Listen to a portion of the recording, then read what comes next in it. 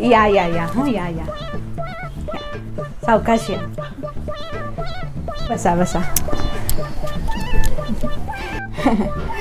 अगं शुभा, झालीस का तयार? अगं पाहुणे आलेत, चहा घेऊन ये बरं. हा मग प्रवास कसा झाला? प्रवास वगैरे व्यवस्थित झाला.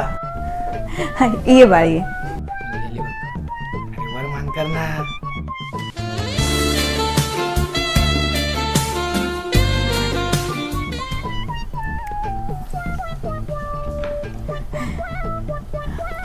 काय मग मुलगा काय करतो?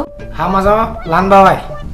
तर आमच्याकडे शेती आहे, 5 एकर शेती आहे. परत गाड्या आहेत, जमीन आहे, जागा आहे. पोरगा निर्व्यसनी. अगं शेती बितीतनं काय पैसा मिळणार नाही आणि सरकारी नोकरी पण नाही त्याच्यात. त्यापेक्षा मी नाही म्हणून सांगते. काय म्हणतीस? होय ना? आम्हाला काय पोरगं पसंत नाही. ठीक आहे.